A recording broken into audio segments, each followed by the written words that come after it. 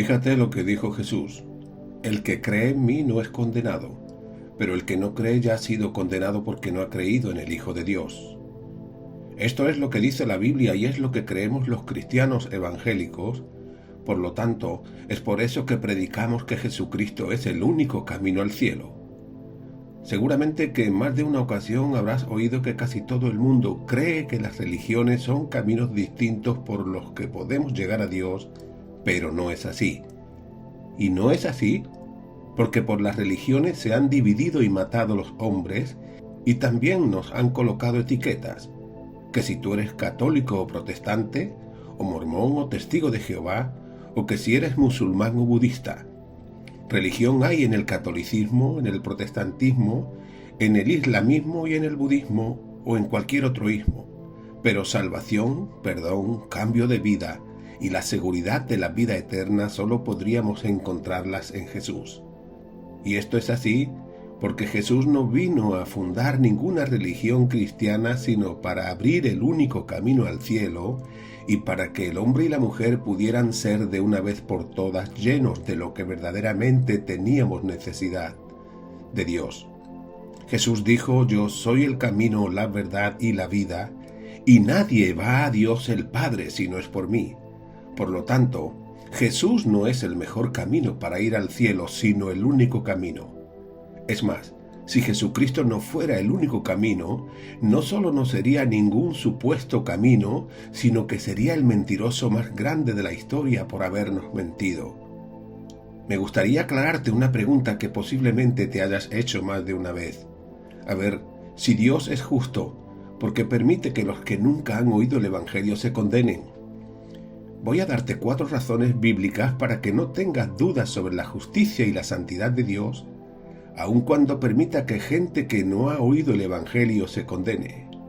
Primera razón: la revelación de Dios.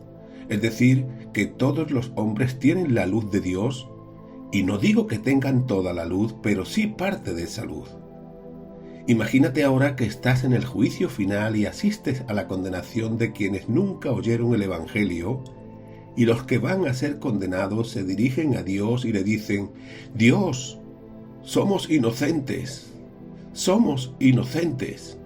y somos inocentes porque nunca oímos el Evangelio ni supimos cómo salvarnos.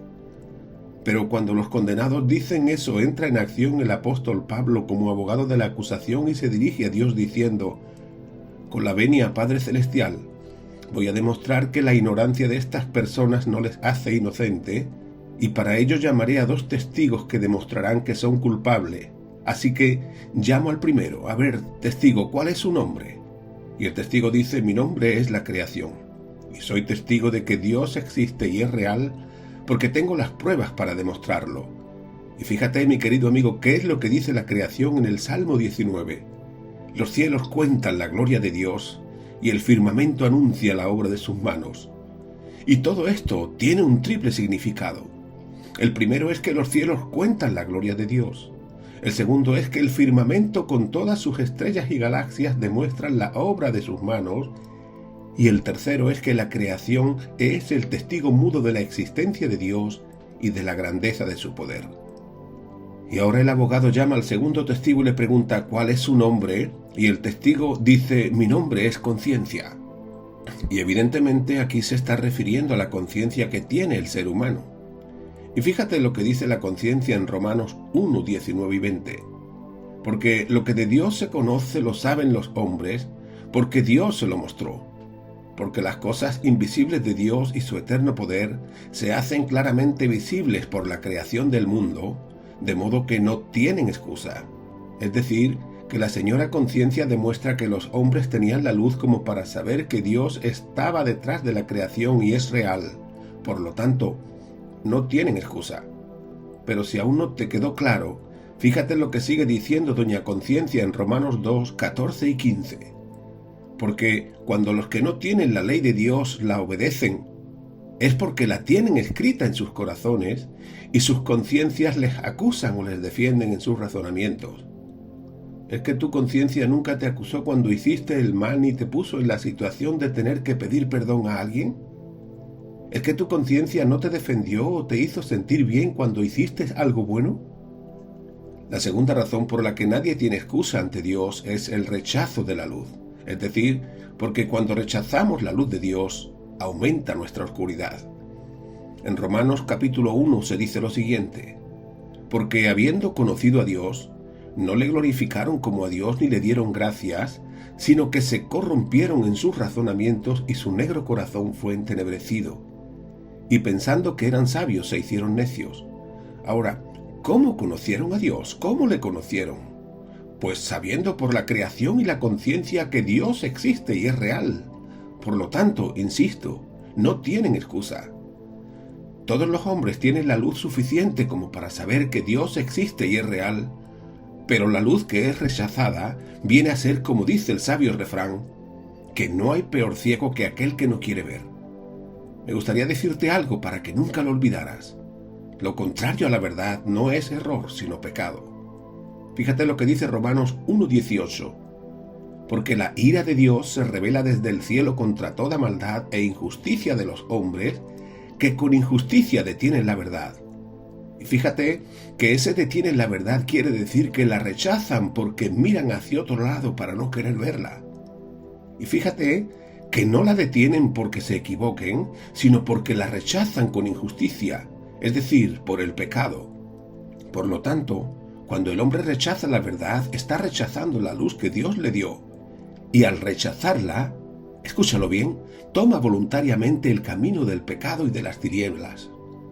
Es como si Dios dijera: ¿quieres rechazar la verdad porque te gusta vivir en tu pecado? Pues tú mismo, en tus pecados te condenarás. La tercera razón por la que nadie tiene excusa ante Dios es por la recepción de la luz. Es decir, porque si la luz que se rechaza aumenta la oscuridad, la luz que se recibe aumenta el entendimiento y la verdad. Y la cuarta razón por la que nadie tiene excusa es el castigo. Pero si piensas que Dios nos va a castigar o juzgar por nuestros pecados, estás totalmente equivocado, sino que nos juzgará por rechazar la luz que Él nos dio. Así dice Jesús sobre el verdadero motivo de la condenación. Y esta es la condenación, que la luz vino al mundo, pero los hombres amaron más las tinieblas que la luz, porque sus obras eran malas. Y también dijo: pero aquel que sin conocer la ley de Dios hizo cosas merecedoras de castigo, será castigado poco. Y aquí, amigos míos, está hablando de los que nunca conocieron el Evangelio, pero sigue diciendo: y todo aquel a quien se le haya dado y confiado mucho, mucho más se le pedirá. Entonces, ¿qué va a hacer Dios? A ver, Dios nos va a pedir cuentas algún día, pero va a pedir más cuentas al que tiene conocimiento de Cristo que al que nunca oyó hablar de Jesús. Es una pena, amigos míos, que uno que nunca oyó el Evangelio se condene porque rechazó la luz que recibió. Pero es mucho más triste que personas que vayan a una iglesia y tengan su Biblia abierta, que tengan predicadores que les supliquen que reciban la luz para que se salven, respondan que no. Eso sí que es una pena. Y por último, fíjate lo que dijo el apóstol San Pablo: porque no me avergüenzo del Evangelio, porque es poder de Dios para salvar a todo aquel que cree.